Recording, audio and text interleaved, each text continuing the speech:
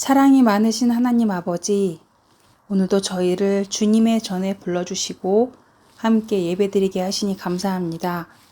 지난 한 주도 저희와 함께 하시고 지켜주신 은혜에 감사드립니다.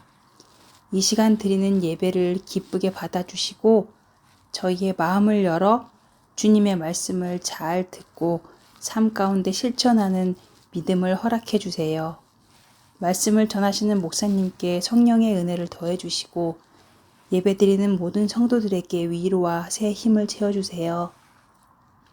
교회에서 진행되고 있는 방송장비 공사도 주님께서 함께 해주세요. 모든 과정을 안전하게 지켜주시고 공사가 잘 마무리되어 앞으로의 예배와 복음을 전하는 일에 귀하게 사용되게 해주세요. 오늘 예배 가운데 하나님 홀로 영광 받아 주시기를 바라며 예수 그리스도의 이름으로 기도드렸습니다. 아멘.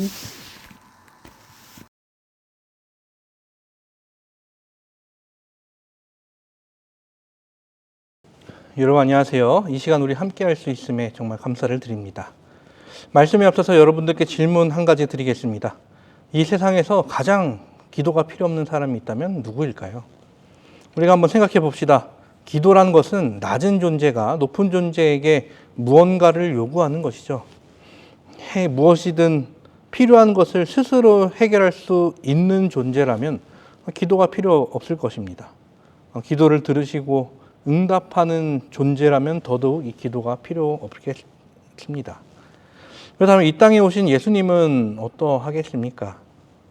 예수님은 죄가 전혀 없으신 하나님의 아들이십니다. 물 위를 걸으시고 죽은 자를 살리시고 떡 5개와 물고기 2마리로 5,000명을 먹이신 분이십니다. 당연하게도 기도를 받으셔야 할 분이시고 기도를 응답해 주시는 분이십니다. 인간의 기준으로 봐서는 기도가 가장 필요 없으신 분이시죠. 그런데 우리가 말씀을 읽으면 그 누구보다 기도를 많이 하신 분이 예수 그리스도이십니다. 예수님께서 침례를 받으신 직후 예수님은 어디로 향하셨습니까? 광야로 가십니다. 그곳에서 40일간 금식하며 기도하십니다. 또 3년 반의 그 공생애를 시작하시면서 기도로 여셨습니다. 바쁜 사역 그 중간중간에도 홀로 한적한 곳으로 나아가 기도를 하셨습니다. 그리고 오늘 본문의 기도는 잡히시던 바로 그 밤 십자가를 지시기 그 전날 드리셨던 기도였습니다. 예수님의 사역 마무리도 기도였습니다. 심지어 겟세마네에서 하셨던 기도의 상태를 보아보면 그 땀방울이 핏방울처럼 되었다라고 이야기를 합니다. 그런데 그 옆에서 졸고 있던 제자들을 그들의 모습은 정말 이해할 수가 없었죠. 기도가 필요 없어 보이시는 분이 가장 간절하게 기도하셨고 기도가 절실해야 할 제자들은 거기서 졸고 있었습니다. 대체 예수님께서는 왜 기도하셨을까요? 오늘 본문이 그 답을 줍니다. 오늘 말씀을 함께 보시겠습니다. 예수께서 이 말씀을 하시고 눈을 들어 하늘을 우러러 이르시되 아버지여 때가 이르렀사오니 아들을 영화롭게 하사 아들로 아버지를 영화롭게 하게 하옵소서. 아버지께서 아들에게 주신 모든 사람에게 영생을 주게 하시려고 만민을 다스리는 권세를 아들에게 주셨음이로소이다. 영생은 곧 유일하신 참 하나님과 그가 보내신 자 예수 그리스도를 아는 것이니이다. 아버지께서 내게 하라고 주신 일을 내가 이루어 아버지를 이 세상에서 영화롭게 하였사오니 아버지여 창세전에 내가 아버지와 함께 가졌던 영화로서 지금도 아버지와 함께 나를 영화롭게 하옵소서. 오늘 우리가 시작하는 이 요한복음 17장은 성경에서 가장 긴 예수님의 기도 기록입니다. 이 기도가 드려진 배경을 잠시 살펴보겠습니다. 지금은 십자가 전날 밤이죠. 예수님은 제자들과 최후의 만찬을 나누셨습니다. 그리고 제자들의 발을 씻기셨고 요한복음 14장부터 16장까지 제자들을 향하여 마지막 긴 가르침을 주셨습니다. 보혜사 성령에 대한 약속, 포도나무에 대한 이야기, 세상에서 향할 미움에 대하여 근심이 기쁨이 되겠다는 말씀, 그리고 내가 세상을 이겼노라라는 선언까지 이 모든 설교를 마치신 후 예수님께서 하셨던 일은 바로 오늘 본문의 기도입니다. 한 신학자는 이 기도를 대사장적 기도라고 이름을 붙이게 됩니다. 구약에서 대제사장은 이스라엘 백성 전체를 대표해서 하나님 앞에 나아가 중보 기도를 드렸던 사람입니다. 예수님께서 이 기도를 하신 것이 바로 그 이유였습니다. 자신을 위해, 제자들을 위해, 그리고 앞으로 예수 그리스도를 믿게 될 모든 신자들을 위해 중보하셨습니다. 오늘 우리가 볼 1절에서 5절은 그 기도 중 첫 번째 부분, 예수님이 자신을 위해 드리신 기도였습니다. 그 기도가 무엇을 담고 있는지 세 가지 흐름으로 함께 살펴보려고 합니다. 첫 번째로 질문을 한번 드려보겠습니다. 예수님은 왜 기도하셨을까? 1절을 다시 한번 보겠습니다. 예수님은 기도를 이렇게 시작하십니다. 아버지여 때가 이르렀사오니 아들을 영화롭게 하사 아들로 아버지를 영화롭게 하옵소서. 기도의 첫 마디가 아버지여였습니다. 이것이 핵심입니다. 예수님의 기도는 아버지 하나님을 향한 것이었습니다.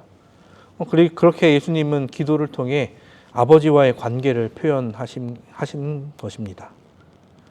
지난 16장 32절에서 예수님은 이런 말씀을 하셨었습니다. 보라, 너희가 다 각각 제 곳으로 흩어지고 나를 혼자 둘 때가 오나니 벌써 왔도다. 그러나 내가 혼자 있는 것이 아니라 아버지께서 나와 함께 계시느니라. 제자들은 이제 곧 도망하게 됩니다. 베드로는 예수님의 말씀대로 3번 부인합니다. 예수님께서는 인간적으로 완전히 혼자셨습니다. 그리고 그 외롭고 고독한 그 순간에 예수님께서 기댈 수 있는 한 분이 계셨죠. 아버지께서 나와 함께 계시느니라. 예수께서 기도하신 이유가 바로 여기 있습니다. 기도는 아버지 하나님과 함께하고 있다는 표징이었습니다. 눈에 보이지 않는 아버지와의 연결을 기도로 나타내 보이신 것입니다. 한번 생각해 보십시오. 아무리 친한 친구라 할지라도 연락을 끊으면 어떻게 됩니까? 그 시간이 길어지면 길어질수록 서먹해집니다. 멀어집니다. 반대로 멀리 살더라도 매일 연락하는 친구와는 더 가깝게 느끼게 됩니다. 기도라는 것이 바로 그런 것입니다. 하나님과 매일 대화하는 것, 그것이 하나님과의 친밀함을 유지하는 방법입니다.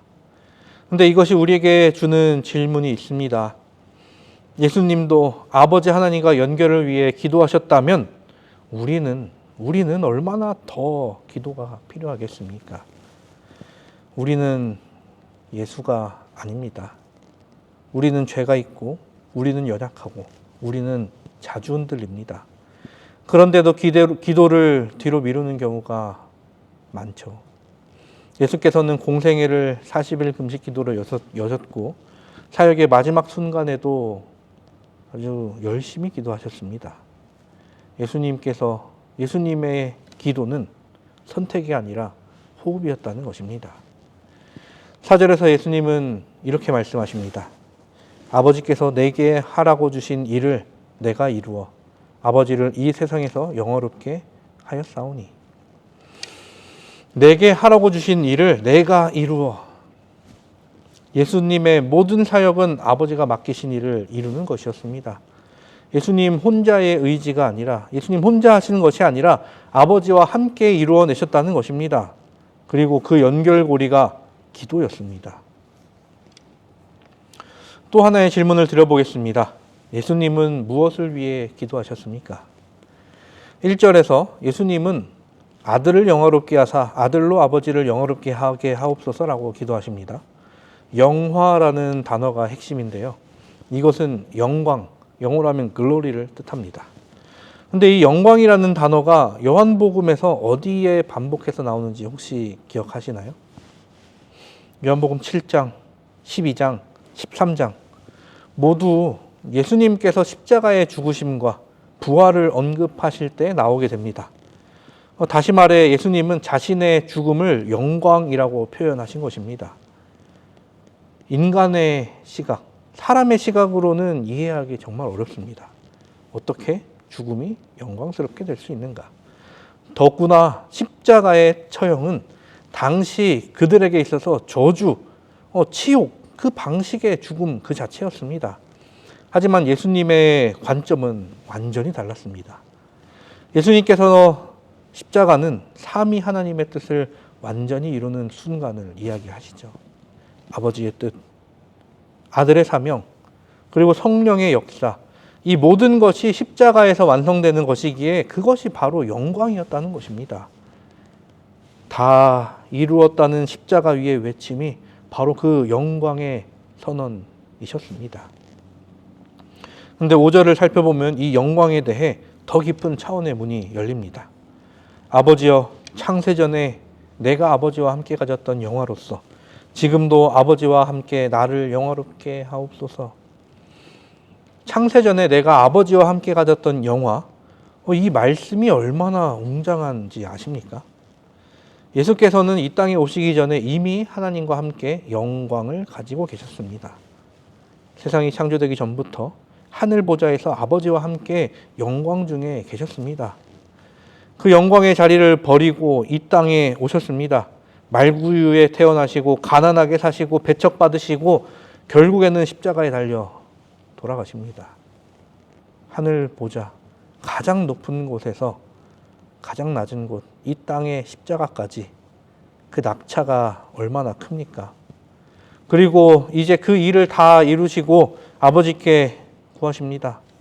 창세전에 가졌던 그 영광으로 나를 다시 영화롭게 하옵소서. 이것이 예수 그리스도의 여정입니다. 하늘의 영광, 이 땅의 낮아지심, 십자가, 부활과 승천, 하늘의 영광으로의 귀한. 빌립보서 2장은 이 여정을 이렇게 아름답게 기록합니다. 빌립보서 2장 6절부터 9절에 있는 말씀입니다.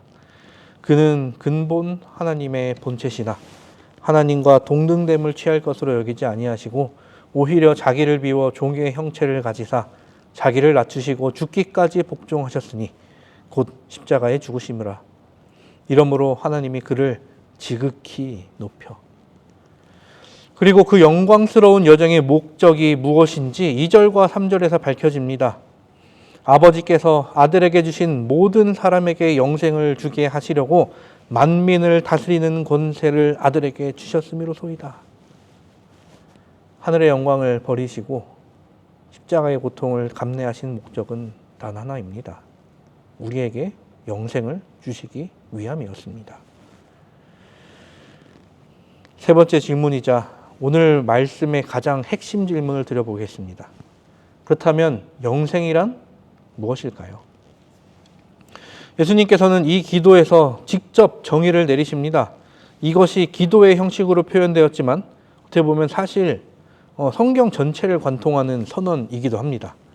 영생은 곧 유일하신 참 하나님과 그가 보내신 자 예수 그리스도를 아는 것이니이다. 영생은 아는 것이라고 하십니다. 그런데 여기서 사용된 안다라는 단어가 아주 중요한데요. 헬라어 원문에는 이 단어를 기노스코라고 부릅니다. 이 단어의 의미를 이해하기 위해서 한 가지 예를 들어보려고 합니다. 제가 해외여행을 갔는데 그 나라 사람이 저에게 묻습니다. 당신 BTS 아느냐? 저는 이렇게 대답할 겁니다. 네, 압니다. 근데 사실 저는 BTS에 대해서 아는 것이 거의 없습니다. 멤버가 몇 명인지 지금도 잘 모르겠고요. 어떤 노래를 부르는지, 각 멤버의 이름이 무엇인지 헷갈립니다. 그냥 이 BTS, 방탄소년단이라는 이름은 들어봤고 그들이 전 세계에서 유명하다는 것을 아는 정도입니다. 우리 말로 안다라는 표현은 이 정도 수준에서도 쓸 수 있습니다. 이름만 들어봤어도 안다라고 합니다. 하지만 헬라어에서 이야기하는 안다, 기노스코는 그것과 조금 다릅니다. 이 단어는 단순히 정보를 갖고 있다는 뜻을 나타내는 단어가 아닙니다. 더 깊게 이야기하자면 체험적으로 안다라는 의미를 담고 있습니다. 직접 경험하고 부딪히고 관계를 맺음으로 알게 된 지식을 말하죠.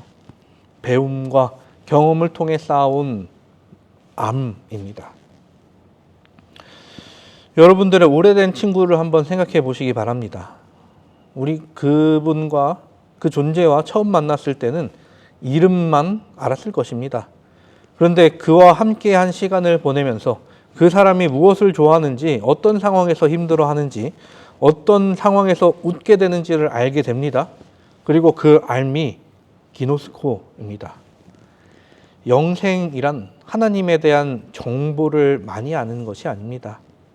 하나님을 체험적으로, 관계적으로 알아가는 것을 이야기합니다. 그렇다면 하나님을 어떻게 우리는 체험적으로 알 수 있을까요? 우리는 예수님을 직접 보지도 못하고 만지지도 못하고 맛보지도 못하는 우리는 어떻게 해야 하겠습니까? 성경이 그 답을 우리에게 줍니다. 호세아 선지자는 우리에게 이렇게 외칩니다. 우리가 여호와를 알자. 힘써 여호와를 알자. 예레미야 선지자는 이렇게 말씀을 전합니다. 자랑하는 자는 이것으로 자랑할지니 곧 명철하여 나를 아는 것과 나 여호와는 사랑과 정의와 공의를 땅에 행하는 자인 줄 깨닫는 것이니라. 그리고 요한은 자신의 또 다른 서신에서 이렇게 정리합니다. 우리가 그의 계명을 지키면 이로써 우리가 그를 아는 줄로 알 것이요. 하나님의 말씀을 알고 그 계명을 지키고 그 말씀에 순종하게 될 때 그때야 하나님을 체험적으로 알게 된다는 것입니다. 한 신학자는 이렇게 말했습니다.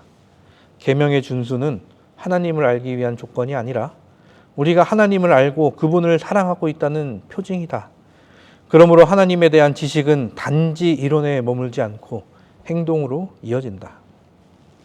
예수님도 요한복음 14장을 통해서 이미 이것을 확인해 주셨습니다.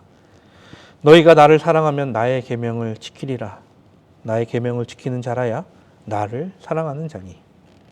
아는 것, 그리고 사랑하는 것, 또 계명을 지키는 것, 이것이 하나로 연결되어 있다는 것입니다. 하나님을 알수록 사랑하게 되고 사랑하기 때문에 그 계명을 지키고 싶어진다. 그리고 계명을 지킬 때 하나님을 더 깊이 체험하게 된다는 것입니다. 화이트 선지자는 실물교훈 114페이지를 통해 우리에게 이렇게 권면합니다. 하나님과 그의 보내신 자 예수 그리스도에 대한 체험적 지식은 사람을 하나님의 형상으로 변화시킨다. 이 지식은 사람들로 하여금 자신을 극복하게 하고 모든 저속한 충동과 정욕을 더 고상한 정신력의 지배하에 두도록 한다. 이 지식은 그것을 가진 자로 하여금 하나님의 자녀가 되게 하고 천국의 후사가 되게 한다. 체험적 지식, 즉 기노스코로 하나님을 알아갈 때 우리는 하나님의 형상으로 변화됩니다. 이것이 영생으로 간 길입니다. 사랑하는 우리 성도 여러분, 오늘의 말씀을 정리해 보려고 합니다. 첫째는 예수님은 아버지와 함께 하심을 기도로 표현하셨습니다. 우리의 기도도 하나님과 동행하는 삶의 호흡이라는 것. 둘째는 예수님은 창세전의 영광을 버리고 이 땅에 오셨습니다. 그 모든 것은 우리에게 영생을 주시기 위한 사랑이었다는 것입니다. 세 번째는 영생은 하나님을 체험적으로 알아가는 것입니다. 말씀과 기도와 순종으로 날마다 더 깊이 알아가시기 바랍니다. 오늘 예수님의 기도는 아버지여로 시작됩니다. 이 아버지여라는 글자가 얼마나 친밀한 관계를 담고 있는지 아십니까? 아버지를 부르는 아들의 목소리입니다. 하나님을 아버지라고 부를 수 있다는 것, 이것 자체가 어떻게 보면 이미 영생의 시작인 것이죠. 우리도 오늘부터 아버지여라고 부르며 기도하는 삶을 살아가게 되길 바랍니다. 하나님을 점점 더 깊이 알아가는 삶, 그 알미 사랑으로, 그 사랑이 계명으로, 그 계명이 다시 더 깊은 알무로 이어지는 그 아름다운 연결되는 삶을 살아가시기 바랍니다. 다음 주에는 예수님의 기도 2편으로 예수님의 제자들을 위해 드리신 기도를 함께 살펴보려고 하는데요. 아버지께서 아들에게 주신 사람들에 대한 이야기, 그리고 우리가 그 안에 포함된다는 놀라운 소식을 기대해 주시기 바랍니다. 영생이신 예수 그리스도를 날마다 더 깊이 알아가며 그 안에서 영원한 삶을 살아가는 우리 모두가 되기를 간절히 바라면서 말씀을 드리도록 하겠습니다. 기도하시겠습니다. 하늘에 계신 우리들의 아버지 하나님, 우리를 이 땅에 살아가되 주님의 자녀로 살아갈 수 있도록 인도하여 주신 그 은혜 감사를 드립니다. 우리가 비록 죄인으로 살아가되 하나님 아버지를 찾음으로 영생의 길로 나아갈 수 있도록 인도하여 주신 그 은혜 감사를 드립니다. 우리의 부족함을 아시는 주님께서 우리를 위해 십자가에 달려 돌아가시고 우리에게 구원의 길을 열어주셨사오니 우리가 주님을 믿고 따름으로 이 모든 것을 누리는 우리가 될 수 있도록 인도하여 주시옵소서. 우리가 주께 무릎 꿇고 기도하겠사오니 우리의 기도가 온전히 주님께서 기뻐하시는 기도가 될 수 있도록 또 함께하여 주시옵소서. 우리와 항상 함께하여 주시는 사랑이신 예수 그리스도의 이름으로 기도드립니다. 아멘.